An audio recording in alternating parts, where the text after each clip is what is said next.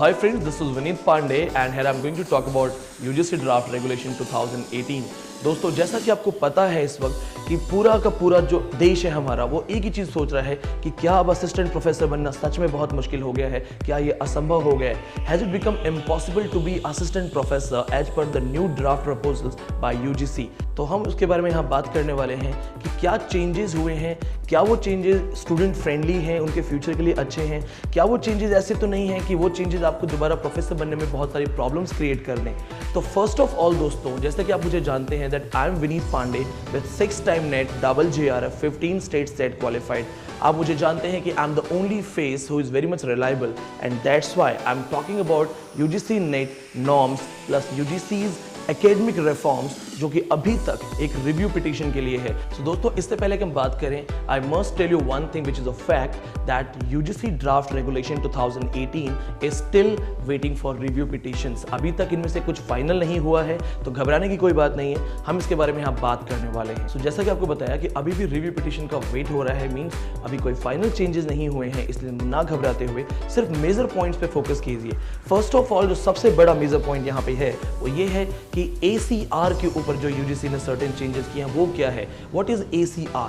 सो जो ACR है वो है ऑटोनॉमस कॉलेज रेगुलेशंस। इसके अलावा ऑटोनॉमस कॉलेज के साथ उनकी जो ऑटोनॉमी है, पेपर सेटिंग है, सिलेबस है, इन सब पे UGC ने बहुत सी गाइडलाइंस दी हैं जो हमारे टेक्निकली किसी तरीके से काम की नहीं है।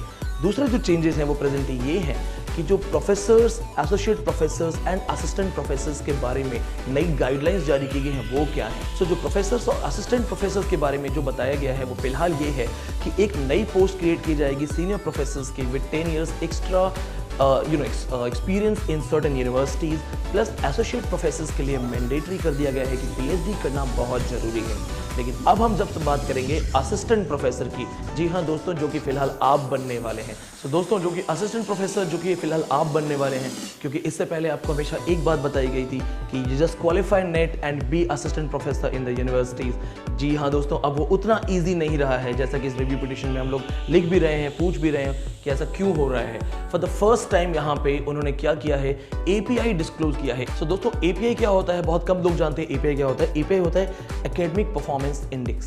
सो आप यहाँ देख सकते हैं एकेडमिक परफॉर्मेंस इंडेक्स में for the first time under graduation percentage भी शामिल किया गया है। Yes, this is the change, this is the biggest thing जिसने सबसे बड़ा इशू क्रिएट किया है and this is the reason the students have started being troubled, they are perplexed because the question is how can we reform academic performance index.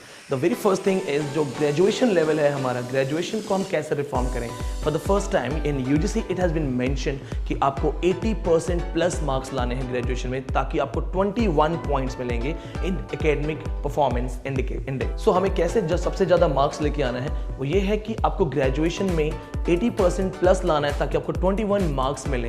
To get 21 marks you will have to have 80% plus marks in graduation. Now tell me friends, क्या ये possible है? Is it possible for you all to go back in time? So in a country like India, undergraduate courses related to humanities, it is impossible to get 60% approx। दोस्तों 60% लाना under graduation courses में, arts में, humanities में अपने आप में बहुत impossible होता है, तो आप 80% कहाँ से लाएंगे?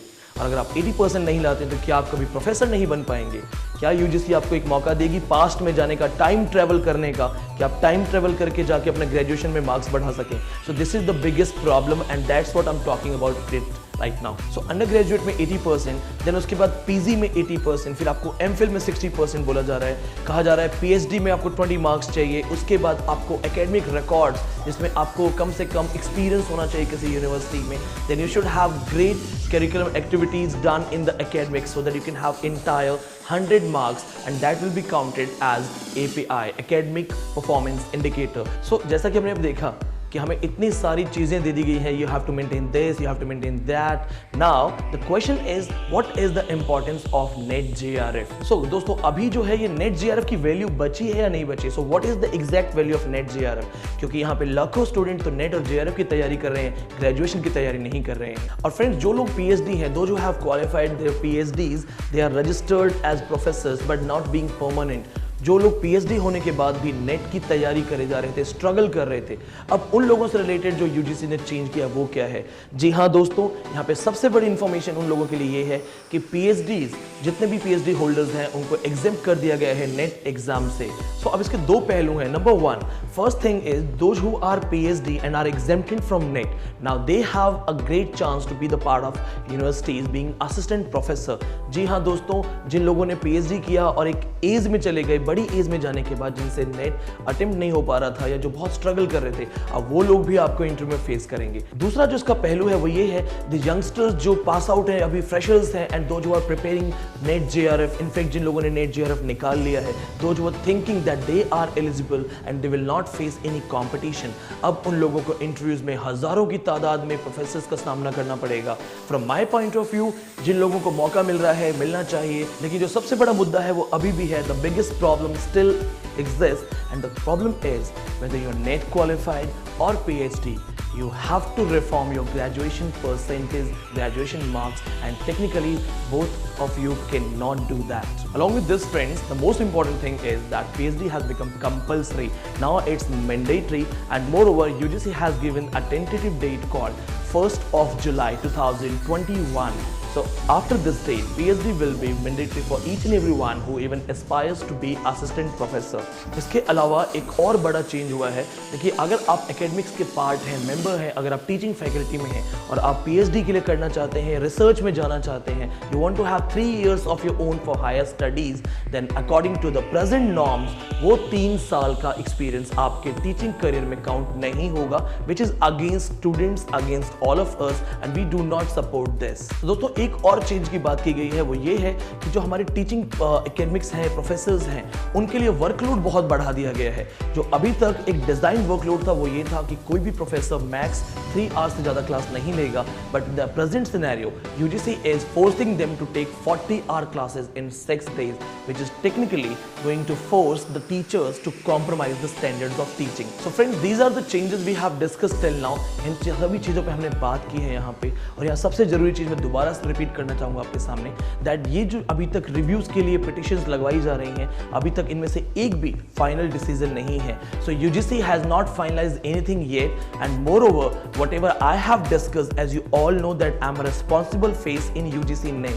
It is based on my personal individual survey done on the basis of certain newspaper cuttings and the talks with the respective senior professors. So friends, first thing you have to remember here once again is that there are a lot of people and they are interpreting this thing in a very wrong way.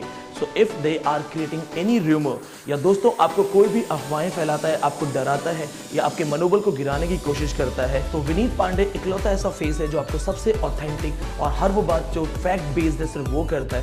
आपको कोई भी किसी भी तरीके की अगर कोई rumour फैलाई जा रही है या आपको कोई भी परेशान कर रहा है अननेसेसरी मैसेजेस करके रिलेटेड टू यूजीसी चेंजेस, ये हमारी वेबसाइट है www.sahityclasses.com। और दोस्तों ये मेरा पर्सनल नंबर है 8587035827, जहाँ पे आप मुझे व्हाट्सएप एंड कॉल्स कर सकते हैं। दोस्तों इसी के साथ साथ विनीत पांडे की यूजीसी नेट क्लासेस इस वक्त दिल्ली के साथ साथ देहरादून, बनारस और जम्मू में भी अवेलेबल है। Friends, there is a saying, experience does matter, quality does matter. So whenever you looking for the authentic guidance, आपको सबसे ऑथेंटिक गाइडेंस चाहिए, आप देहरादून ब्रांच में, जम्मू ब्रांच या वाराणसी ब्रांच से लेकर के दिल्ली में आप हमें से किसी से भी बात कर सकते हैं। There is an expert team of professors, career counsellors and guides आपके लिए टोटली फ्री हैं। आप उनसे बातचीत कर सकते हैं, जानकारी ले सकते हैं, वो आपके लिए 24/7 अवेलेबल हैं। दोस्तों आप इनमें से किसी भी दिए हुए नंबर पर कॉन्टैक्ट कर सकते हैं, ये टीचर्स, प्रोफेसर्स आपकी हेल्प करेंगे। दोस्तों, विनीत पांडे साहित्य class has become one of the strongest team. It is a team of 20+ NET JRF qualified professors, 40+ staff members. It's the strongest team which is ready to help you. आप इनसे बात कीजिए, इनसे help लीजिए, ये 24/7 आपको हेल्प करने को तैयार हैं। This is Vineet Pandey from Sahitya Classes. Thank you so much for blessing us. Thank you.